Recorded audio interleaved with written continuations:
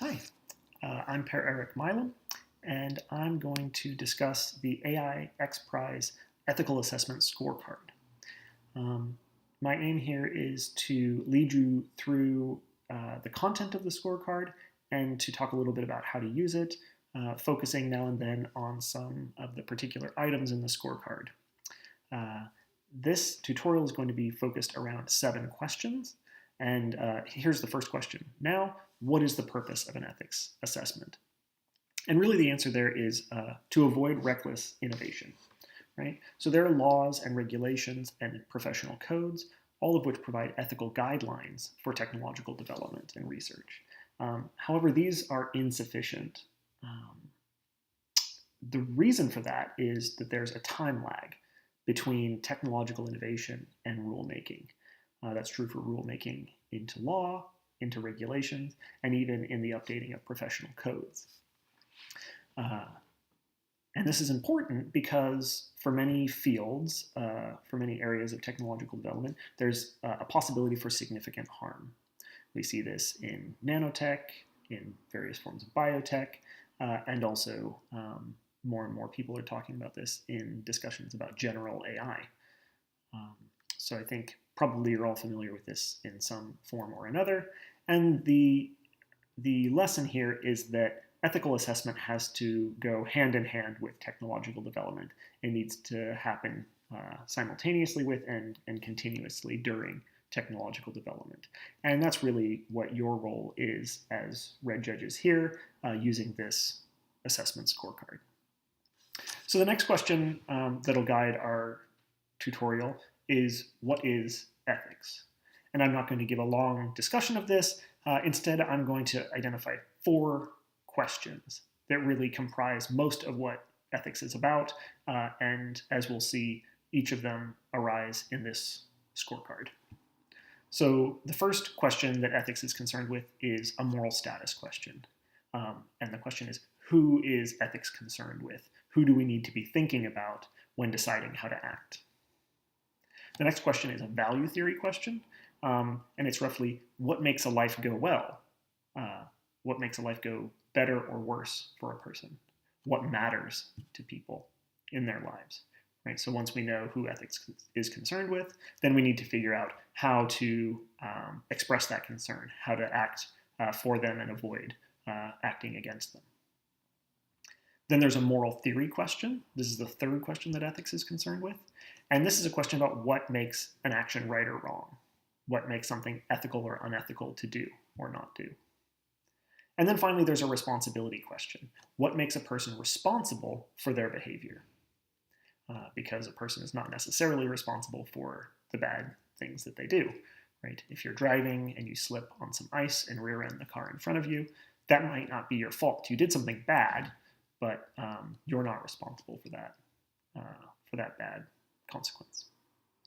And what we'll see is that all of these 4 questions arise in the XPRIZE scorecard, right? And I'll point out where they arise as we go through. So we can start, and this is the next question guiding the tutorial. What is the structure of the assessment scorecard? So there's a preliminary short answer question and a summary question. I won't discuss those because they're fairly straightforward. But there are 9 substantive sections that I'll go over. There's a stakeholder analysis section, an outcome section, and sections devoted to harm, risk, and security, consent and privacy, transparency and trust, equality and fairness, power, human rights, and accountability. Some of the items in the scorecard are checklists, where the team needs to have ticked all the boxes, so you're checking whether the team has done each of the items on the checklist. Other items are yes, no, right? So you'll respond to the item with a yes or no answer. And then others will require short answers from you, the judges, right? So you'll have to summarize something that was done in the project or briefly describe how they address a particular issue. It's also worth noting that some of the sections may be less applicable to your team than others, or perhaps not even applicable at all, right? So if you are working on a team or with a team that doesn't handle personal data, then the many questions about personal data and consent and things like that may not bear on your team.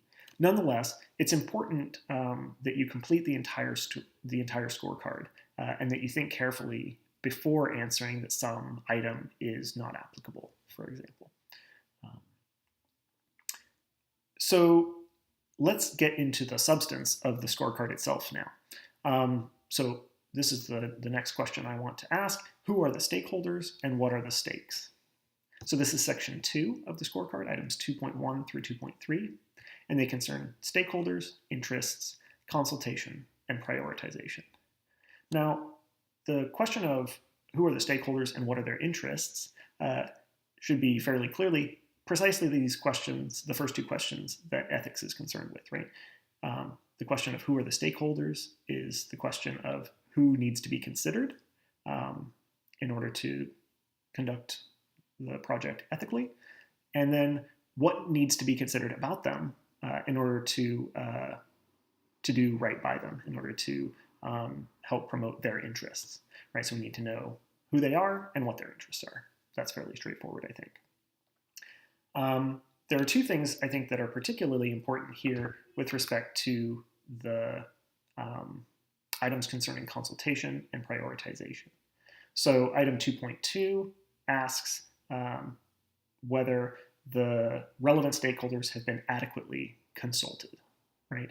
So here what you're assessing is, has the project consulted the relevant stakeholder groups, in particular the ones whose interests might be significantly affected, and in particular the ones who might be significantly affected negatively, and to address whether they've consulted them, whether they've consulted all of them, and whether they've consulted them adequately. The next item concerns prioritization, and the idea here is that some stakeholder groups will be prioritized over others. Their interests perhaps are more important for some reason or other. And this item is asking whether the team has explained any prioritization that they use and that they've justified that prioritization. So just to make it clear what this means, we might think about business as an example. So in business contexts, often shareholders will be prioritized. Their interests will be prioritized in business decision making. So shareholders are one stakeholder group, not the only one, but their interests are often given priority in business decision making. In the context that we're talking about, we might think of issues like the weightiness of an issue, right? So it might be that some stakeholders have particularly important issues, say health or safety, at stake, whereas other stakeholders have relatively minor interests, say small comforts or minor inconveniences at stake. So this might be a reason for prioritization. So that covers section 2. Let's move on to sections 3 through 9. And this leads us to our next sort of structuring question in this tutorial, and that is what factors determine how we should develop and implement a new technology. And we can see, I think, that this is similar to the third ethics question that I mentioned, right? What makes something right or wrong? What makes an action right or wrong, ethical or unethical? So we're interested here in the factors that bear on whether something is ethical or unethical. And the first factor that we'll consider is outcomes, and that's the topic of section 3 of the scorecard. So once we know what's good for people, we can start to assess the outcomes of our project. The aim of this competition as a whole is to help people as much as possible using AI, and so obviously outcomes will be a big part of assessing the project's success. So in item 3.1, this is just a checklist that asks you to assess whether the project has covered the various ways in which outcomes are explained. The magnitude of the outcome, how much good is done, the duration of the benefit, how long the benefit will last or be provided by the system, things like that, and a number of other points. What I want to focus on is items 3.2 and 3.3, each of which has a sort of slightly unusual focus that requires a little bit of attention. So item 3.2 concerns epistemic issues. So epistemic concerns are concerns about what we can know, how reliable our knowledge can be, the quality of our data, things like that, and how confident we can be in estimating the outcomes of a project, or in this case, the implementation of a system. And this will depend on a number of factors. Like I said, the quality of the data is one factor. However, there will also be different epistemic norms in different disciplines. And each of the teams is going to be working in a different discipline. Some will be working in medicine, some will be working in psychiatry, some will be working in international development type contexts. And in each of these contexts, the relevant academic discipline may have different epistemic norms, norms for what counts as, say, adequate evidence to substantiate a claim or things like that. So this is something to be aware of amongst the many epistemic concerns. Item 3.3 concerns transformative effects. And here what we have in mind is how the system can alter how others in the field understand their roles, how they understand the roles of the institutions that they're part of, and maybe even how they understand the field itself. So an example that we might think of as having a transformative effect might be something like automated decision-making in medical diagnosis, where if implemented widely, this may have the effect of changing sort of how people see doctors and nurses and the jobs that they do. For example, how administrators of hospitals see doctors and nurses, how patients see doctors and nurses who treat them, and perhaps even how doctors and nurses understand their own role. So these kinds of reconceivings of a discipline or of an area of work are the kind of things we have in mind by transformative effects. And this is the sort of thing that is a difficult to assess and a slightly intangible effect, but nonetheless one that's quite important. And so it's important that you assess via the scorecard how well the teams are addressing this in their projects. So these have all been points about outcomes. Outcomes are one factor, one of the things that influences whether a project is ethical or unethical, is being pursued in an ethical or unethical manner. But it's not the only factor. So we have to ask, what else determines how we should develop and implement a technology, an intelligent system, for example. So we're still asking this third ethical question: what makes something ethical or unethical? And as we said, it's not just outcomes. There are other factors. And among those factors are harm, risk, and safety, consent and privacy, transparency and trust, fairness and equality, power, and human rights. So I'll go through each of these issues very briefly now, and then the relevant sections as well.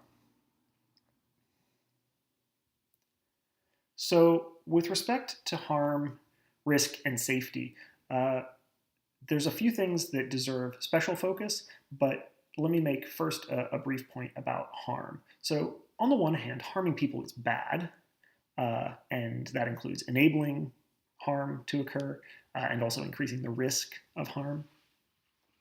On the other hand, though, harm is unavoidable.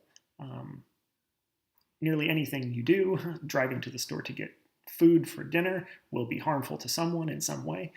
So what we have to do is distinguish ethically acceptable harm from ethically unacceptable harm. And the way that we'll do this in this scorecard is by focusing on risk and safety. So there are sort of 5 more specific concepts that we'll talk about and that deserve a little bit of attention. So first is acceptable risk. And the idea of acceptable risk is maybe best illustrated by an analogy to pharmaceuticals or to cars, right? So the people who develop pharmaceuticals and the people who design cars, they have to decide what kind of risk is an acceptable risk to impose on people with this product, right? If a drug has side effects, what kinds of side effects are acceptable and what kinds of side effects are unacceptable ethically. Likewise, if a company is designing a car, they need to decide what risk of rollover, for example, in an SUV is acceptable and what's not. And this is an ethical decision, and it's one that has to be made because it will be made by default if it's not discussed explicitly. Every product has a level of risk, and it needs to be discussed explicitly whether that level of risk is acceptable or not, and what constitutes an acceptable level of risk. The next two concepts are reliability and resilience.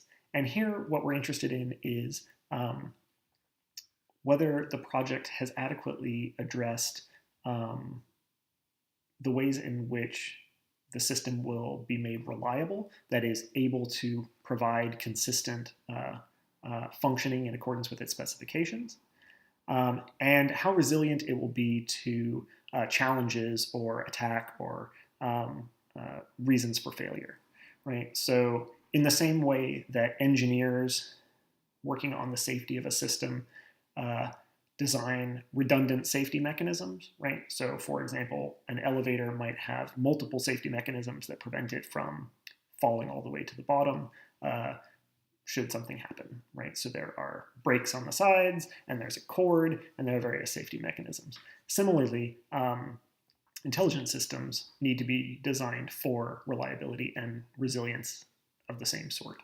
And this is especially important for certain issues and systems operating in particular areas. For example, if your team is working on a system that keeps track of factors bearing on drug relapse, then it's incredibly important that the system be resilient and constantly operational. For other teams, it may be that a lower bar is acceptable, but it's something that each team has to consider. The next issue, or the next few concepts, are maintenance and sustainability. And here, what we're interested in is whether the team and the project has described how the system will continue operating into the future. So how it will be maintained so that it continues to operate properly, perhaps how feedback is going to be integrated and the system improved as it goes on. And then also in the medium and long term, how the various conditions on its operation will be maintained and sustained. So for example, if the system relies on data of a particular sort, have they determined whether those data sources will continue to be reliable in the medium and long term? Or if the system is operated in partnership with other organizations, are those organizations and are those partnerships going to be sustainable over time? So these are all parts of risk and safety of a system. Acceptable risk, reliability, resilience, maintenance, and sustainability. And so there are items 4.4, 4.5, and 4.6 that cover these issues. So let's move now to section 5 about privacy and consent. These are fairly straightforward questions, I think. Consent is required in order to justify imposing risks on others, right? So something that would be completely unethical, like performing medical tests on a group, can be ethical if you acquire consent. That's a fairly straightforward notion. What's important for our purposes here is that where consent is required, it's gotten in an ethical fashion, but also in particular that meaningful consent is gathered.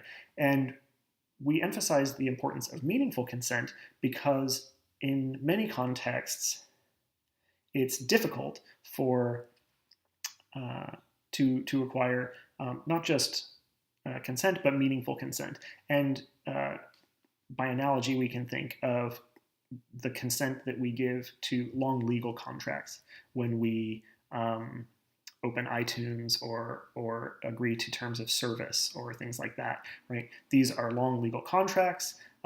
Their implications are obscure or vague to us. We don't necessarily understand the significance of them for our well-being and how we can be hurt and benefited. And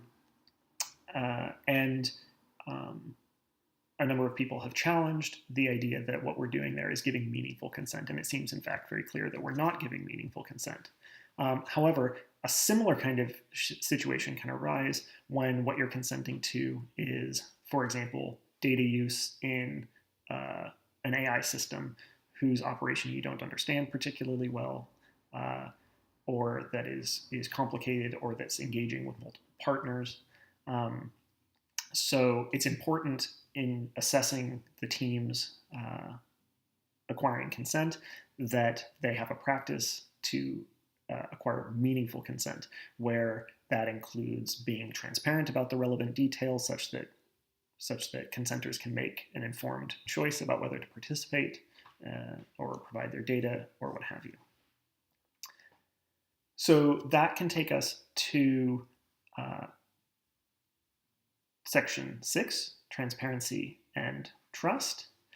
And here what I want to talk about is less the transparency and more about trust. So trust is important because we don't always know the outcome of some practice, right? We don't know the outcome of the operation of the intelligence system being proposed by some team, for example. We don't know the outcome of implementing a technology. We don't know it with certainty. Harm can always occur. Now, transparency and privacy and consent are all ways to justify and facilitate trust in a system, right? One of the reasons why it's important for a project to be transparent with its stakeholders is so that those stakeholders can trustingly engage with the system. And this is important for all the parties involved because the participants, those providing data, for example, need to trust that that data will be held securely. And in many cases, the system, in order to operate well and produce the benefits it's intended to produce, requires that it receive feedback from participants such that it can update and learn better and better. And this requires that participants trust the system well enough to input, for example, sensitive data. An example where this might be particularly important is teams working in areas of mental health or drug use, where the data being collected and used and the feedback given from users is going to be very sensitive. It's going to be things that require a high degree of trust in order to share and to share completely, and where there might be high levels of anxiety to begin with among the participants. And so this is just one area where trust is especially important. So let's go now to Section 7. This section is concerned with equality and fairness, and in particular, it is focused on making sure that the project has adequately explained how it will treat people fairly, how it will avoid potential sources of unfairness in its treatment of the various stakeholders, right? So there's an item, the first item, concerned with various ways in which stakeholders might be subjected to unfair treatment. It might be through discrimination. It might be through algorithmic bias, right? This is bias that results from importing data that contains sort of the effects of bias in the society at large. So an example might be the algorithm that gave recommended longer prison sentences for people of color, or set bail rates at higher rates for people of color. Here what you have is a data set that includes the bias of the society at large, and that's reproduced in the analytics produced by the system. So it's important that teams and projects address these sorts of concerns. And it's also important that they address unintentional bias. Obviously, all of these projects are pursued in order to help people. And so it's very unlikely that there's going to be intentional bias, but we have to recognize that unintentional bias is also very important. So items 7.1, 7.2, and 7.3 ask you to assess projects and teams with respect to how they address concerns about unfairness and inequality. So section 8 is concerned with power, and it might be that only some teams face an issue of power, where power is an ethical concern for their system, for their project. But a couple of diagnostic questions that might be useful in determining this is to ask, perhaps, does your team work with or does it influence vulnerable groups?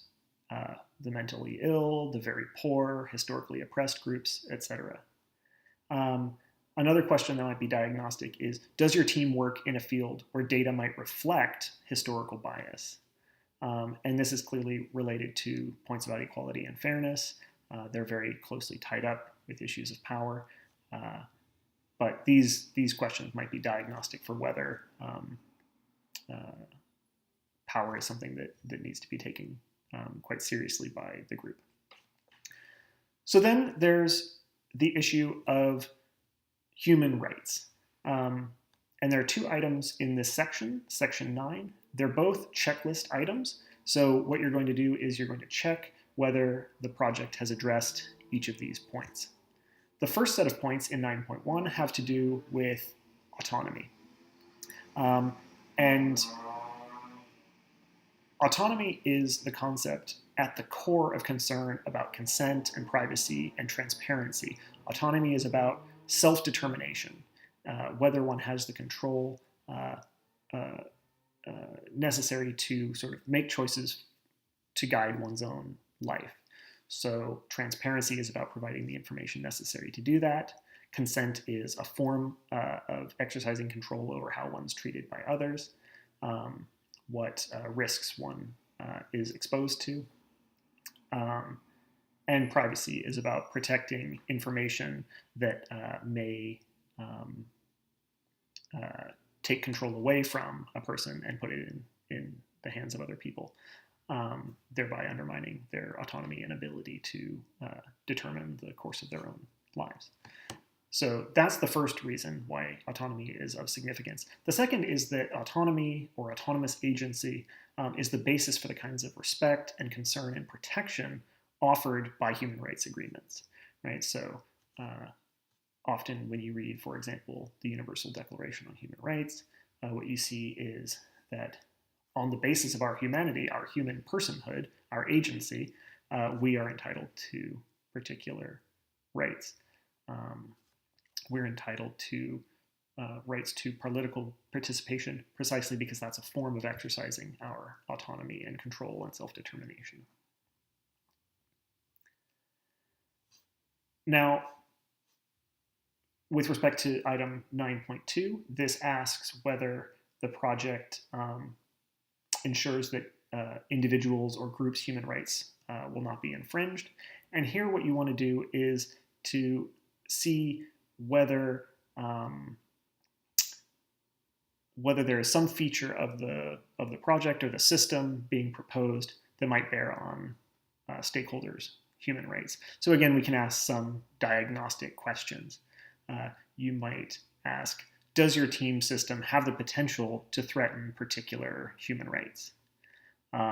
Does your team work on a problem where stakeholders' human rights are already not being met? Now, this isn't necessarily a bad thing. Obviously, if stakeholders' human rights aren't being met, for example, their right to basic health and security, and the team's system is proposing some way to remedy that, that's obviously a very good thing. So the fact that human rights are at issue in the operation of the system is not necessarily a negative thing, but it's important to recognize ways in which the system might negatively impact those human rights and to recognize where there may be trade-offs. So the last issue I want to discuss, this is section 10 concerning accountability. And here what we're interested in is a last final question. Who is accountable for the decisions, behavior, and effects of a system? And as we can imagine, this is the fourth question I mentioned earlier as one of the four big issues ethics is concerned with. It's concerned with who is responsible for good and bad behavior. Now, accountability is a core value because there's always the possibility of failure in a system, right? And thus a risk of harm. So accountability has sort of two functions. It has a forward-looking function and a backward-looking function. The forward-looking function is to provide an incentive not to innovate and to implement technology recklessly, right? When you know you'll be held to account in some way or other, whether through fines or punishments or other things, that's an incentive not to develop technology recklessly. The backward-looking dimension is about holding someone to account for the failures that do happen. We always hope that there won't be failures, there won't be harms generated unexpectedly, but if there are, it's important that we have the ability to hold someone to account. And there are different ways of holding people to account, different dimensions of accountability. And that's what these items are asking about. So one dimension is answerability. That just means whether there is someone who can answer for the decisions made by the system, whether someone can explain why decisions were made as they were and to justify those decisions. The next dimension is blameworthiness. This is about identifying who is to blame, right? Who was in control, who understood the system's operation such that they could have done differently, could have made a different result occur, could have avoided the failure, could have avoided the harm. And here, what we have is an obligation to responsibilize. Part of what we're assessing with this tool is whether the project operated in such a fashion that the stakeholders involved in its use and development had the adequate control, had the adequate knowledge and understanding of the system such that they could be to blame if it fails. And then the final dimension of accountability is liability, and this is primarily a legal concept, and it's concerned with who is the appropriate target of punishment or sanction as a result of failures. Often this will be a matter of law, but often it will be unclear, especially when part of the system is automated and decision-making is not entirely in the hands of human beings. This is why it's especially important that projects like this address how to apportion accountability, how to track accountability in their system. So this has taken us from the beginning of the scorecard to the end. We've talked about each of the 9 substantive sections and concluded with this accountability section. That's it for this tutorial about the XPRIZE Ethics Assessment Scorecard. I hope that it's been helpful. And if you have any further questions, please discuss them with your contact person. Thank you.